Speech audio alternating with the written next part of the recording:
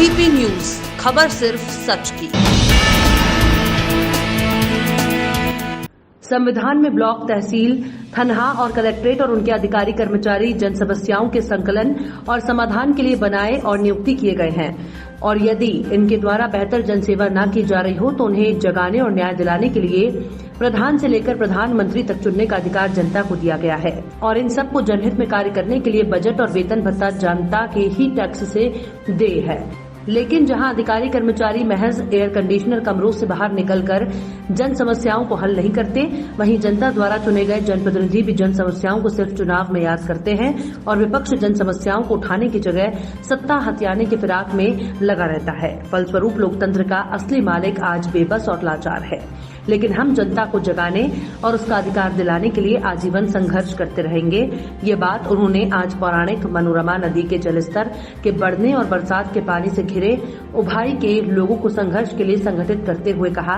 उन्होंने कहा कि आजादी के 75 वर्षों में मनोरमा जैसी सामान्य नदियों से भी फसल नुकसान की समुचित व्यवस्था न हो पाना दुखद है।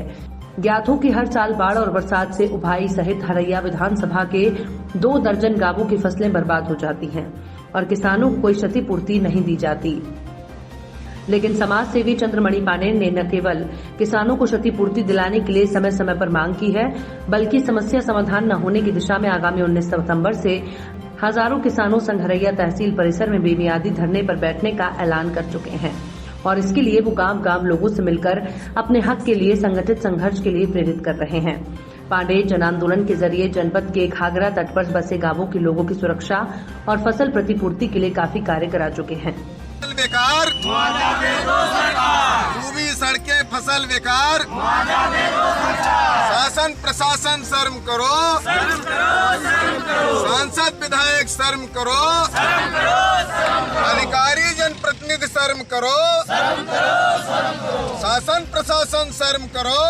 स्पोर्ट, तिनौता, गोरथनिया, गवानिया, सिसई, भदासी सहित हरैया ब्लॉक के दर्जनों गांवों के हजारों किसानों की बाढ़ और बारिश से जलमग्न हो चुकी फसलों को की क्षतिपूर्ति शासन प्रशासन दे, उसके लिए हम लोग बाध्य हुए हैं धरना प्रदर्शन करने को, ज्ञापन देने को।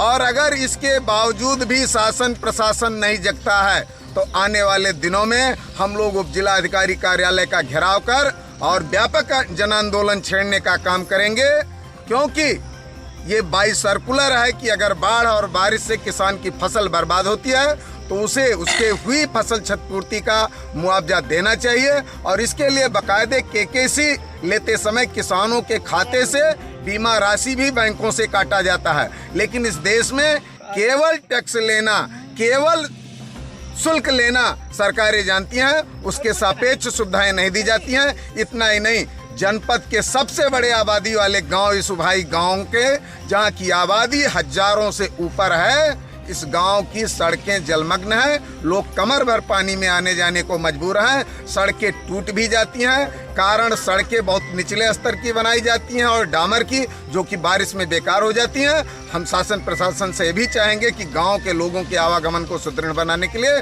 सड़क को ऊंचा किया जाए और इसे सीसी रोड बनाया जाए, ताकि आने वाले दिनों में बारिश में इन्हें आवागमन की कोई समस्या न हो।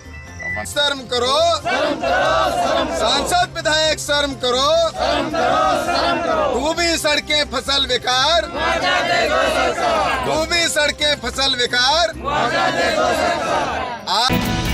वीपी न्यूज, खबर सिर्फ सच की।